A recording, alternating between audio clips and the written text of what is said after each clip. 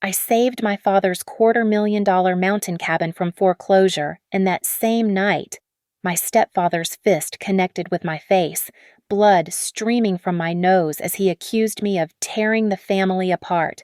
He didn't know I'd planted recording devices, changed every lock, and filed the refinancing papers in my name alone. When he called CPS to take my daughter, I brought something stronger evidence and a legal counterattack that would destroy him. Tonight, the whole town will know the truth, and I'll decide who my real family is. The only question left: will he collapse on the cabin porch? Or right there in the courtroom? My name is Elena Hart, and I've spent 19 years watching my stepfather slowly poison everything he touches, but the cabin was where I drew the line. The envelope arrived on a Tuesday morning while Maya was eating cereal, her 6-year-old legs swinging under the kitchen table. Official letterhead from Coconino County Tax Assessor's Office.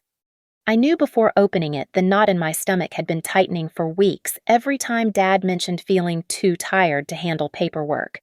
3 years of unpaid property taxes, $47,000 owed. Final notice before foreclosure proceedings on the Oak Creek Ridge cabin, assessed value $250,000. The spoon clinked against Maya's bowl. Outside our Flagstaff apartment window, morning frost still clung to the ponderosa pines. I could smell it even through the closed windows, that sharp, clean scent of high desert winter that always reminded me of the cabin where Dad taught me to fish, where the wooden floors creaked in a rhythm I knew by heart, where the stone fireplace held 30 years of our family's memories in its soot-blackened mortar.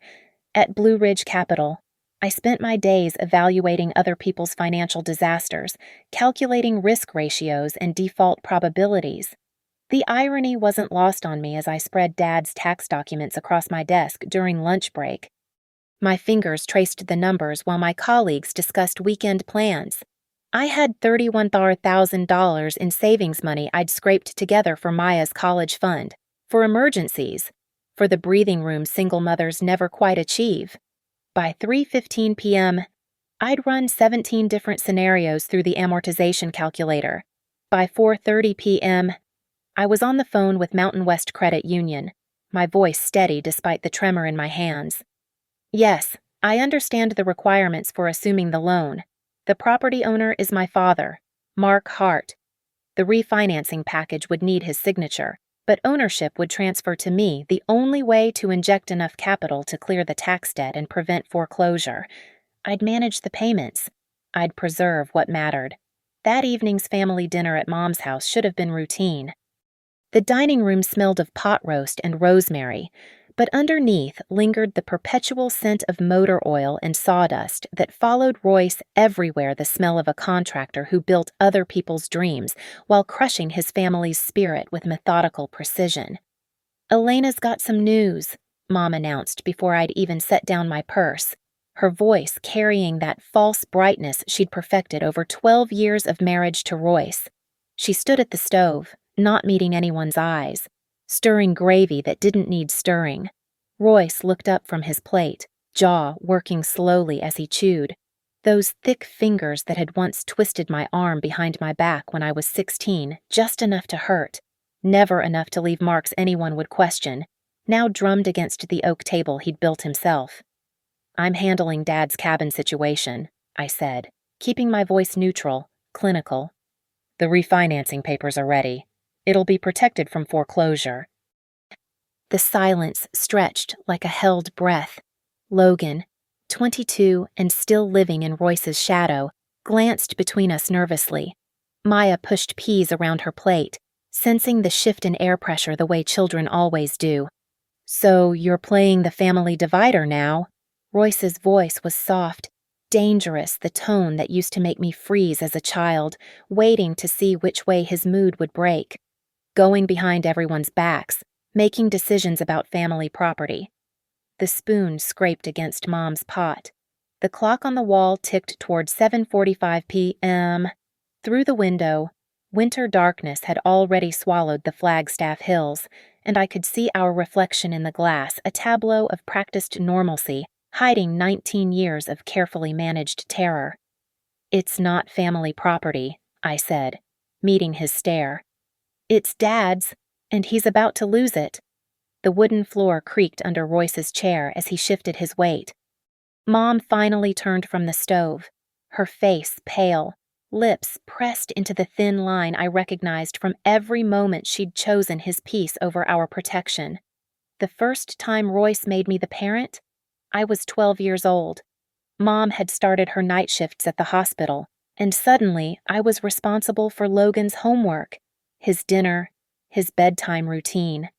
"You're the big sister," Royce would say, settling into his recliner with a beer while I stood at the stove, stretching on tiptoes to reach the back burners.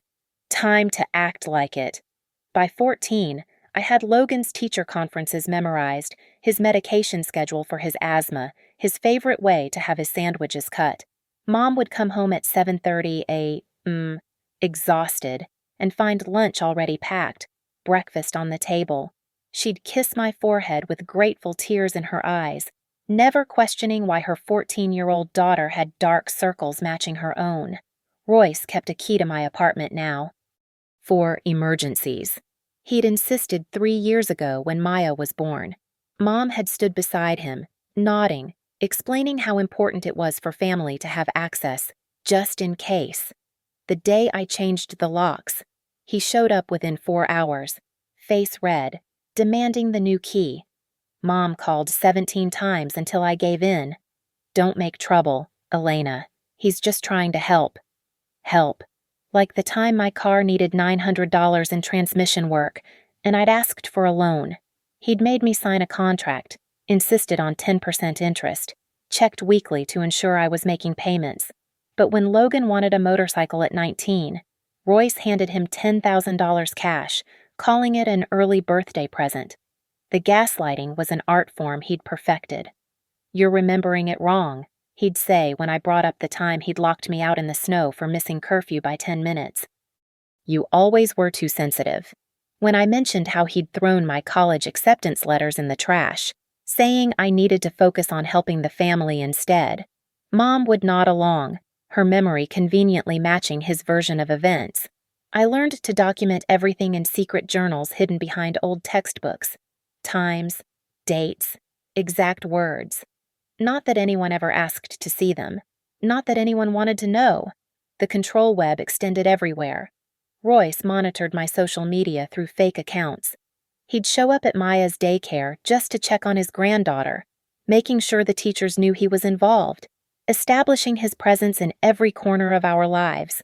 Once, I'd tried to date someone, a kind man named Daniel from work. Royce had him researched, found a decade-old DUI, and announced it at Sunday dinner like he was protecting me from a predator. "You don't appreciate what I do for this family," he'd say, his contractor's hands scarred from years of sawing and hammering spread flat on whatever table we were gathered around. Those hands had built half the custom homes in Flagstaff's wealthy districts, had crafted beautiful cabinets and crown molding for strangers, while treating his own family like a construction project he could demolish and rebuild at will. Mom had learned to navigate his moods like a ship captain reading storm clouds. She'd develop strategic migraines when his voice got too loud, find urgent errands when his jaw clenched a certain way. She'd perfected the art of being present but absent, visible but transparent. "Your stepfather loves us," she'd whisper when we were alone, as if saying it enough would make it true. "He just has his own way of showing it." His way included reading my mail, even now at 31. "Just dropped off your bills," he'd text, though I knew he'd already opened them, assessed my financial situation, filed the information away for future leverage. The electric bill I'd struggled with last winter became a dinner table topic for months. "Elena can't even keep her lights on, but she thinks she knows better than everyone else." Logan had absorbed the dynamic completely. At 22, he still asked Royce's permission for everything: which job to take, which girl to date, which apartment to rent. He'd learned to survive by becoming invisible, agreeable, melting into whatever shape Royce required. Sometimes I caught him looking at me with something like envy, as if my resistance was a luxury he couldn't afford. The cabin had been my father's sanctuary, the one place Royce couldn't touch. Until now. Gregory Vale's office smelled like leather and old coffee, the kind of scent that promised competence and long hours. The deed transfer documents spread across his mahogany desk like a map of my financial commitment, every savings account drained, every emergency fund tapped. The property will be held in trust initially, he explained, his pen tracing the legal framework. Your father retains lifetime use, but you'll have full management authority to prevent foreclosure. By 4:20 p.m., we'd filed everything with the county recorder. The locksmith met me at the cabin at 6:15 p.m. The December air so cold it made my teeth ache. New deadbolts, new keys, the metallic scrape of installation echoing across Oak Creek Ridge while the last daylight bled orange through the pines. I installed a Ring doorbell camera, its small eye watching the wooden porch where Dad had taught me to whittle when I was 7. The text to family came at 7 p.m. Cabin situation resolved. Dad's property is safe. Simple, factual, no room for misinterpretation. By 8:45 p.m. Royce's truck tires were crunching up the gravel drive. Maya was with me. We'd been arranging Dad's medications in the cabin's kitchen, sorting them into weekly containers. She heard the truck first, her small body tensing like a deer sensing predators. "It's okay, baby," I whispered, though my hand instinctively moved to my phone. Royce didn't knock. He tried his old key first, the grinding sound of metal failing to catch, then pounding, the door frame shaking under his contractor's fists. "Open up! Elena! We need to talk about what you've done!" Through the new camera feed on my phone, I could see his face red even in the infrared light, jaw clenched so tight I could see the muscles jumping under his skin. Mom stood behind him, arms wrapped around herself despite her heavy coat. "The cabin's secure," I called through the door, keeping my voice steady while Maya pressed against my leg. "Dad's taxes are paid. There's nothing to discuss." "You think you're smart." His voice dropped to that dangerous register I remembered from childhood. The tone that preceded broken dishes and holes in drywall he'd later claim were from moving furniture. Stealing family property, turning everyone against me. The word stealing hung in the cold air. I'd spent $31,000 of my own money to save a property I wouldn't even live in, and he called it theft. "We're leaving," I announced, gathering Maya's coat, her coloring books. But when I opened the door, Royce's hand shot out, grabbing the frame, blocking our path. "You're not going anywhere until we sort this out." The next moments played out in slow motion, Maya's frightened whimper, my attempt to step around him, his hand shoving my shoulder back. Then his fist, faster than memory, connecting with my face. The copper taste of blood filled my mouth instantly, my nose exploding in white-hot pain. I heard Maya scream as I stumbled backward, catching myself on the doorframe, blood dripping onto the cabin's worn wooden floor. "You made me do this," Royce said, his breathing heavy, fist still clenched. "You always push too far." Mom stood frozen behind him, her face a mask of practiced shock that would later become selective amnesia. "Elena, you shouldn't have," she began, but I was already moving, scooping up Maya, her face buried in my shoulder to hide the sight of my blood. "Mrs. Patterson."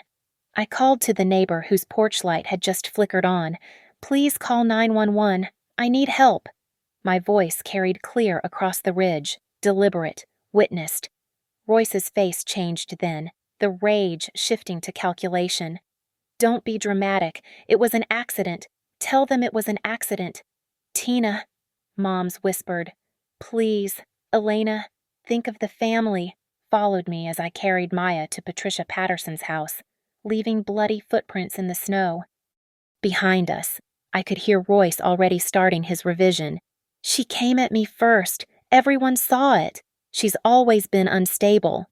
But the camera had seen everything. The Ring doorbell's unblinking eye had recorded every second his attempted break-in, his threats, his fist connecting with my face, Maya's terrified scream. The wooden porch that had hosted 30 years of family gatherings had just become a crime scene, and this time, I had proof. The Facebook post went live at 6:12 a.m. the next morning. Royce had crafted his narrative carefully, each word calculated for maximum damage. Heartbroken that my stepdaughter has manipulated her sick father into signing over his beloved cabin. Some people will destroy family for money, praying she gets the help she needs. By 7 a.m., 43 reactions, crying faces, angry emojis, comments from his construction crew calling me ungrateful, selfish, disturbed. Mom's sister wrote, "Always knew that girl had problems." Logan added a simple, "Dad's right." His loyalty purchased long ago. The CPS investigator arrived at 2:30 p.m. Jennifer Reeves stood at my apartment door with a clipboard and a practiced neutral expression. "Ms. Hart, we received a concerning call about your daughter's welfare. May I come in?" My living room had never been cleaner. I'd anticipated this move. Spent the morning organizing every surface. Maya's artwork decorated the refrigerator in cheerful chaos. Her bookshelf overflowed with library finds. The pantry displayed rows of organic snacks, whole grain crackers, fresh fruit in ceramic bowls. "Someone reported seeing Maya in distress," Jennifer explained, her pen hovering over official forms. They expressed concern about potential neglect and exposure to violence. The anonymous caller, Royce's voice disguised just enough, but I knew those calculated pauses, that righteous tone. He'd probably used the burner phone he kept for job sites. Maya bounced into the room wearing her favorite unicorn dress, the one she'd picked for school pictures. No fear in her eyes now, just curiosity about the visitor. "Are you Mommy's friend?" she asked, clutching her stuffed rabbit. Jennifer observed everything: Maya's clear skin, healthy weight, the way she freely climbed into my lap. We talked about her school, her teacher Mrs. Davidson, her best friend Lily. I produced medical records, every vaccination on time, dental cleanings twice yearly, the recent eye exam where we'd picked out purple glasses together. "Maya, honey, why don't you show Ms. Reeves your room?" I suggested, knowing what she'd find: educational posters, a reading nook with 40 books, the chore chart where Maya proudly placed star stickers. While Maya gave her tour, I retrieved the folder I'd prepared letters from her teacher praising her reading progress, photos from her birthday party 2 weeks ago with 15 happy children, the emergency contact form listing 3 trusted neighbors, everything dated, organized, irrefutable. There was an incident at the cabin, I told Jennifer when Maya was distracted with her coloring. My stepfather assaulted me. Maya witnessed it. I have video footage and a police report. I believe this CPS call is retaliation. Jennifer's expression shifted slightly. She'd seen this pattern before. "Do you have documentation?" I pulled up the emergency room discharge papers on my phone. Nasal contusion, facial bruising, no permanent damage. Then the police report number, the officer's notes about Royce's agitated state and conflicting statements. Finally, the Ring doorbell footage, Royce's fist connecting with my face, clear as daylight despite the porch shadows. "Who else has access to Maya?" Jennifer asked, making notes. "Her daycare, Sunshine Academy on 4th Street. My neighbor Patricia Patterson babysits occasionally. My father, Mark Hart, when his health permits." I paused. "My mother and stepfather used to visit. But after the assault, I'm seeking a restraining order." Jennifer nodded, writing steadily. She spent another hour observing Maya's routine snack time, homework at the kitchen table, our evening reading ritual on the couch. Maya read "Goodnight Moon" aloud, stumbling over a bowl full of mush and giggling. "Ms. Hart," Jennifer said as she prepared to leave. "It's clear Maya is well cared for and loved. This report appears to be," she chose her words carefully, "unfounded and possibly malicious. I'll be noting that in my file." But the damage was spreading. My phone buzzed with texts from acquaintances. "Saw Royce's post. So sorry you're going through this." Translation: they believed him. The daycare director called. voice tight with concern. "We heard there was a CPS investigation." The judgment leaked through every carefully professional word. That night, I sat at my laptop documenting everything. Screenshots of Royce's posts, growing darker by the hour. Some people are too sick to raise children. Truth always comes out. Protecting my granddaughter from her mother's schemes. Each post attracted his network of enablers, people who'd never questioned why I'd moved out at 17, why I'd worked 3 jobs to avoid going home. I created my own file, evidence of harassment. Every text, every post, every flying monkey he'd sent to check on me, out of concern. The paper trail grew thicker while Maya slept peacefully, unaware that her grandfather was trying to weaponize the system meant to protect her. Vanessa Cole's office felt different from Gregory Vale's less leather and tradition, more steel and determination. She specialized in family law, specifically domestic violence cases, and her walls displayed degrees alongside photos of clients who'd sent thank you cards from their new, safer lives. "The restraining order is just the beginning," she explained, spreading documents across her glass desk at 9:15 "Ma'am, we're going to build something airtight. He won't come near you or Maya again."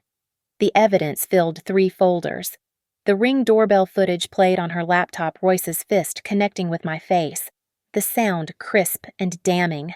Emergency room photos showed the purple-black bruise spreading across my cheekbone, the swollen bridge of my nose. Pages of Facebook screenshots documented his escalating smear campaign. The CPS report, stamped "unfounded" in red ink, proved the malicious nature of his complaint. "I need witness statements," Vanessa said, fingers flying across her keyboard. "Anyone who saw the assault or the aftermath." Patricia Patterson's affidavit arrived by noon. "I saw Elena Hart's face covered in blood. Her daughter was crying hysterically. Mr. Kendall was shouting that she deserved it, while his wife begged everyone not to call the police." The EMT who'd treated me, Robert Zhao, provided his statement. "Ms. Hart's injuries were consistent with blunt force trauma to the face. She was cooperative but clearly traumatized. The child was in severe distress." Even Officer Janet Mills, who'd responded to the 911 call, noted in her supplemental report, "Mr. Kendall changed his story 3 times during questioning. He initially denied touching Ms. Hart, then claimed self-defense, finally stating she walked into his hand. But I had something more my phone had been recording in my pocket when Royce cornered me after the police left. His voice, thinking we were alone. "Next time you'll think twice before crossing me. Sign that cabin back to Mark, or this gets worse. You think a bloody nose is bad? I know judges. I know social workers. I'll have that kid taken away so fast your head will spin." Vanessa listened to the recording twice, her expression hardening. "This is witness intimidation on top of assault. We're adding criminal charges to the restraining order petition." Meanwhile, Gregory Vale handled the cabin's legal fortification. "The property transfer is ironclad," he assured me over the phone. "I've filed additional documentation making you the sole trustee. Even if your father wanted to reverse it, which he doesn't, he legally couldn't without your consent." The new locks on the cabin were just the beginning. I installed security cameras at every angle, motion sensors, and window alarms. The local hardware store owner, Tim Bradley, mentioned Royce had been in asking about the purchases. "Wanted to know what kind of locks you bought," Tim told me. I said I couldn't recall. Logan texted that night, "Dad's planning something. Says he's got buddies at the courthouse. Please just give back the cabin." I screenshot the message, adding it to the evidence folder. Then I replied, "The cabin is legally protected. If Royce attempts any more illegal actions, he'll face additional charges."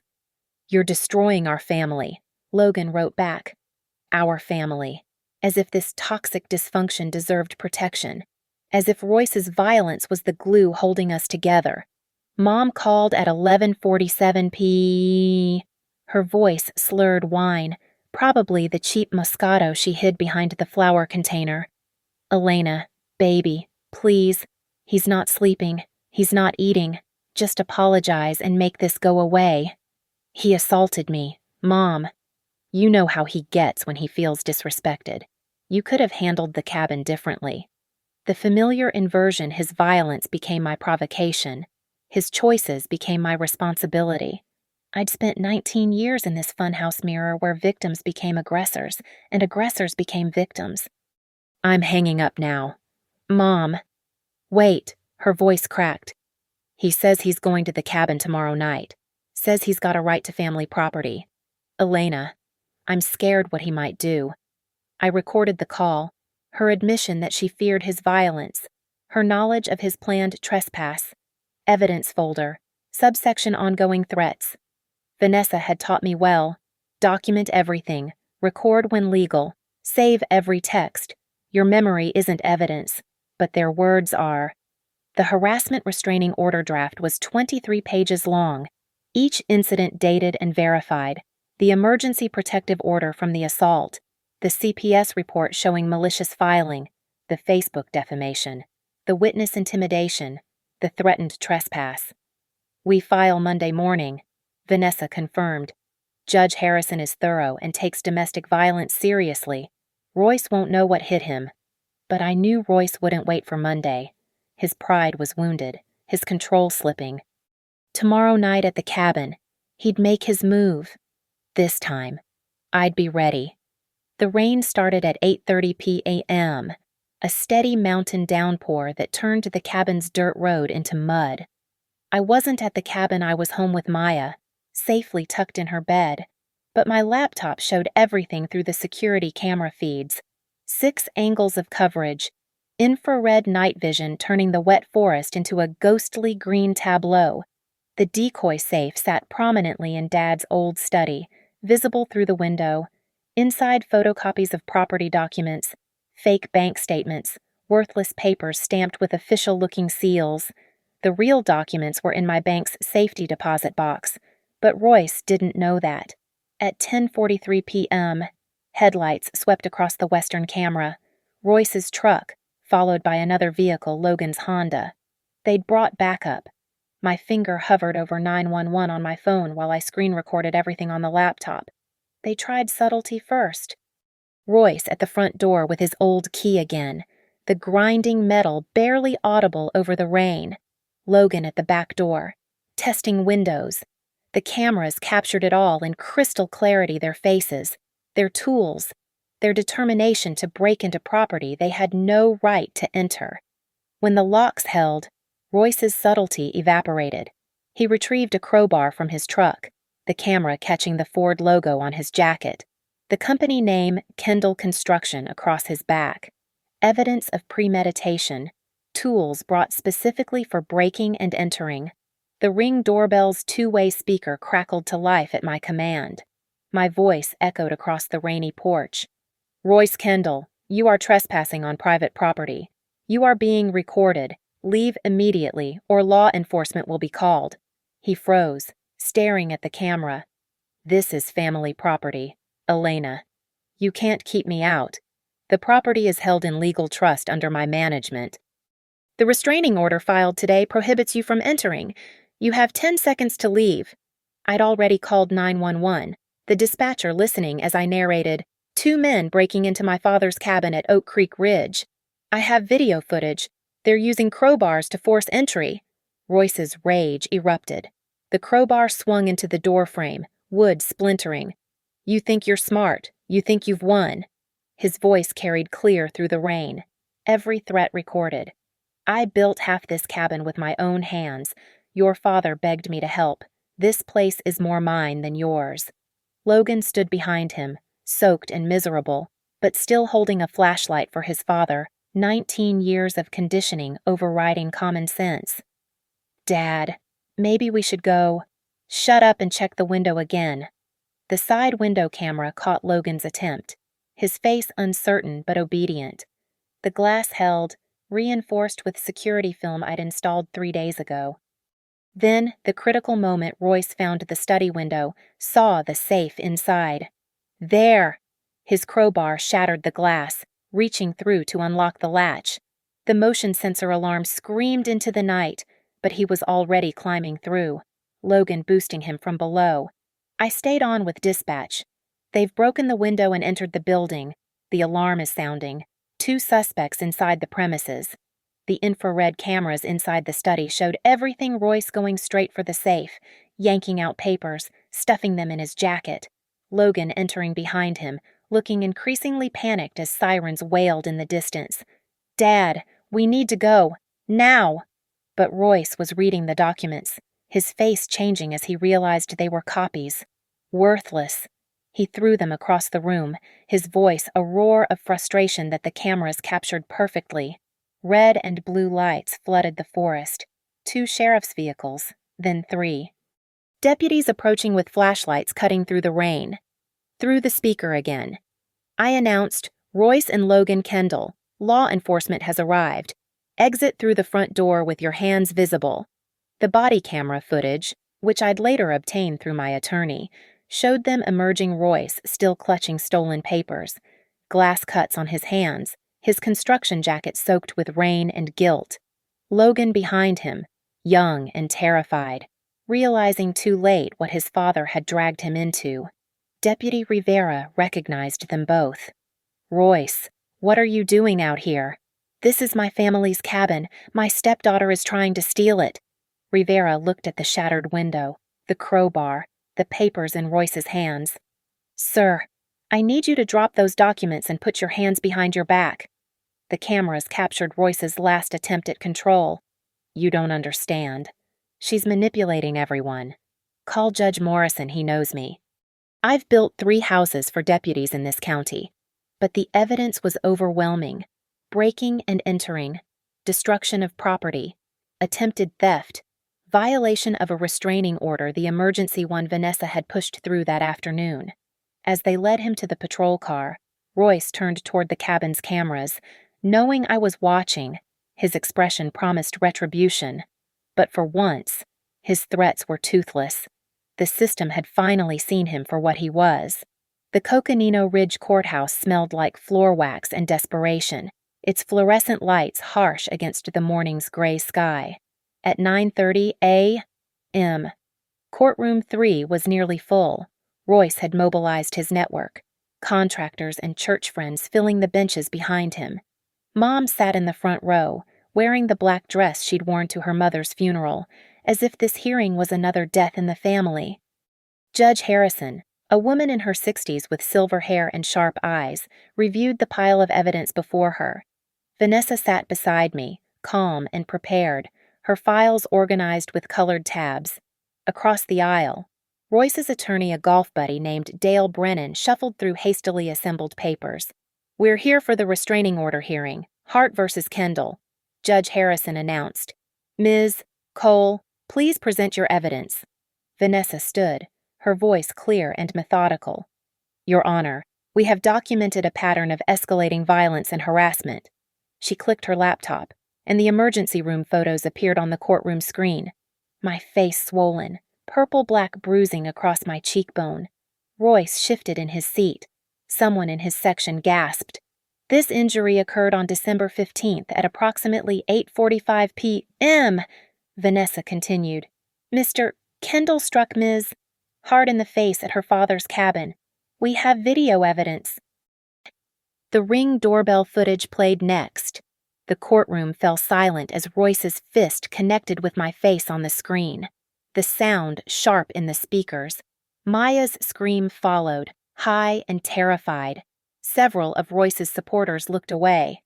"That's taken out of context," Brennan objected. "Then let's add context," Vanessa replied smoothly.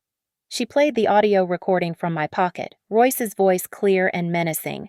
"Next time you'll think twice before crossing me. Sign that cabin back to Mark, or this gets worse." Judge Harrison's expression hardened. "Mr. Brennan, does your client deny making these threats?" He was emotionally distraught about family property. "I'm asking about the threats, counselor," Vanessa continued relentlessly. The CPS report appeared on screen, stamped unfounded in red. 2 days after assaulting my client, Mr. Kendall filed a false report with Child Protective Services, claiming child neglect. The investigator found the claims baseless and potentially malicious. Jennifer Reeves took the stand, her testimony precise. The child was healthy, well cared for, excelling in school. The timing of the report, combined with the video evidence of assault, suggested retaliation. Then came the breaking and entering. Security footage from 4 angles showed Royce and Logan shattering the cabin window, climbing inside, stealing documents. Deputy Rivera testified about the arrest, the tools found, the premeditation evident in bringing crowbars and flashlights. Your Honor, Vanessa said, we also have evidence of extended psychological abuse. She submitted my journals, 19 years of documented incidents. Financial control, isolation, parentification of a minor child forced to raise her younger sibling while her mother worked nights. Mom made a sound small, wounded, but she didn't deny it. Brennan's defense crumbled quickly. Ms. Hart provoked my client by taking family property without consultation. The cabin belonged to her father. Judge Harrison interrupted. She used her own funds to prevent foreclosure. Where's the provocation in saving her father's property? She changed the locks. On property she legally manages. Mr. Brennan, your client broke into a building he had no right to enter after assaulting Ms. Hart, after filing false CPS reports. Help me understand how he's the victim here. Royce stood suddenly. Your Honor, she's turned my whole family against me. My own son. Mr. Kendall, sit down and let your attorney speak. But Royce's control had snapped. I built that cabin, my sweat, my labor, that ungrateful... The bailiff stepped forward. Brennan grabbed Royce's arm, pulling him down, whispering urgently. Vanessa played the final recording Mom's late-night call, admitting she was scared of what Royce might do, that she knew he planned to break into the cabin. Mom's face went white as her own voice filled the courtroom. Does the respondent have any witnesses? Judge Harrison asked. Brennan called 2 character witnesses, men from Royce's construction crew, who testified he was a good boss and family man. Neither had witnessed any of the incidents in question. Under Vanessa's cross-examination, both admitted they'd never actually seen Royce interact with me or Maya. Logan was supposed to testify for his father, but when called, he remained seated, shaking his head. I can't, he said quietly. I was there. It happened like she said. Royce's face turned purple. You ungrateful little... Mr. Kendall. Judge Harrison's gavel cracked down. One more outburst and you'll be held in contempt. The judge reviewed her notes, the courtroom holding its breath. I've seen many domestic violence cases, but rarely with such comprehensive documentation. Ms. Hart, you've shown remarkable foresight in protecting yourself and your daughter. She looked directly at Royce. Mr. Kendall, your pattern of control, violence, and retaliation is clear and unconscionable. Using CPS as a weapon against a protective mother is particularly reprehensible. The gavel raised. Judge Harrison's gavel came down with finality. I hereby grant a permanent restraining order. Mr. Kendall is prohibited from coming within 500 feet of Ms. Hart or her minor child. Any violation will result in immediate arrest and criminal prosecution. She wasn't finished. Regarding the criminal charges assault, breaking and entering, property destruction, witness intimidation, and filing a false CPS report, Mr. Kendall, you're facing significant legal consequences. The assault charge alone carries up to a year in jail. Royce's attorney whispered urgently, but Judge Harrison continued. Furthermore, Ms. Hart's management of the cabin trust is legally sound and will remain in effect. Any attempt to interfere with this arrangement will be considered harassment and violation of this order. The court also notes, she added, her voice sharp, the malicious use of child protective services as a weapon against a protective parent. I'm recommending the district attorney pursue charges for false reporting and wasting state resources. Royce erupted. You're all against me. She's manipulated everyone the whole damn town. He lunged forward toward our table, his face twisted with rage. The bailiff moved fast, but not before Royce's hands slammed on our desk. You've destroyed everything. The metallic click of handcuffs echoed through the courtroom. Judge Harrison's voice was ice. Mr. Kendall, you're in contempt of court and have just violated the restraining order I issued 30 seconds ago. Bailiff, take him into custody. As they dragged him toward the holding cells, Royce screamed, "Tina, tell them the truth. Tell them what she's really like." Mom stood slowly, every eye in the courtroom on her. For a moment, I thought she might actually defend him one last time. Instead, she looked at me, tears streaming down her face. "I'm sorry, Elena. I'm so sorry." Then she walked out, leaving Royce's supporters murmuring in confusion. Brennan gathered his papers quickly. "The criminal trial will proceed separately," he muttered, avoiding eye contact. He knew his client had just made everything worse. Logan approached our table as the courtroom emptied. "Elena, I'm sorry. For everything. For helping him that night. For not standing up to him sooner." "You're 22, I said quietly. "You still have time to break free." He nodded, glancing toward the door where they'd taken his father. "Maybe now I can—" Outside the courthouse, the December sun had broken through the clouds. Maya was at school, safe and unaware of the morning's drama. Patricia Patterson had texted, "Saw the news, so proud of you."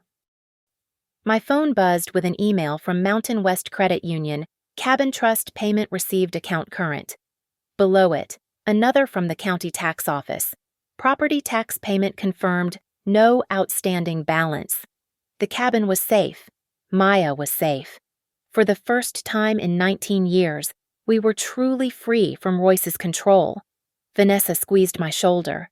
"You did it. You stood up to him and won." "What happens now?"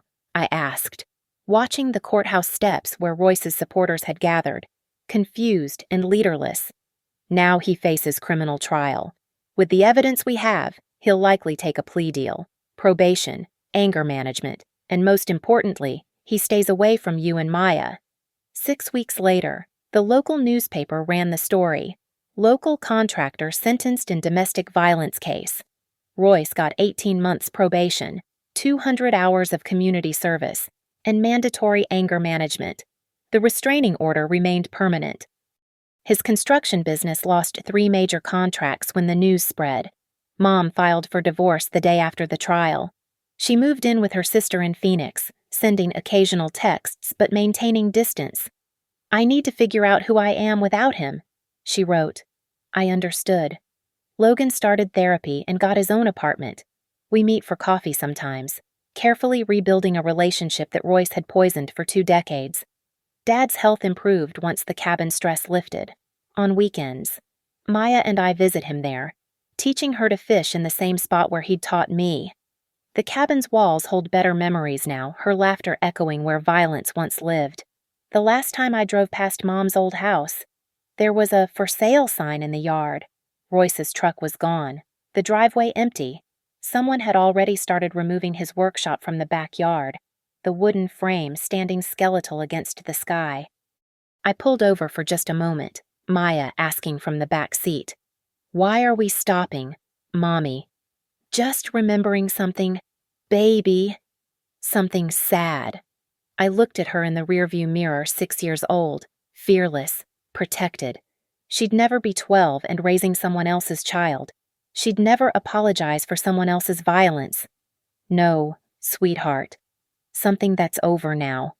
The restraining order document sits in my safe deposit box beside the cabin deed. 500 feet of legally mandated distance.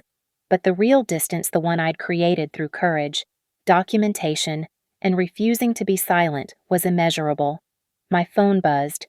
An email from Blue Ridge Capital, "Quarterly review exceeds expectations." My supervisor had added a note, "Your risk assessment skills are exceptional." I almost laughed. If only she knew the risks I'd been assessing my whole life. As I drove away from that empty house, Maya started singing her favorite song from school. I joined in, our voices filling the car with something Royce had never allowed in his presence, uninhibited joy. In the distance, Oak Creek Ridge rose against the afternoon sky, the cabin somewhere in those pines, waiting for our next visit, safe, protected, ours. The courage to save that cabin had saved us all. Thank you so much for listening to my story. I'd love to know where in the world you're listening from. drop a comment and let's connect. If this story resonated with you, please consider subscribing to the channel and sharing your thoughts below.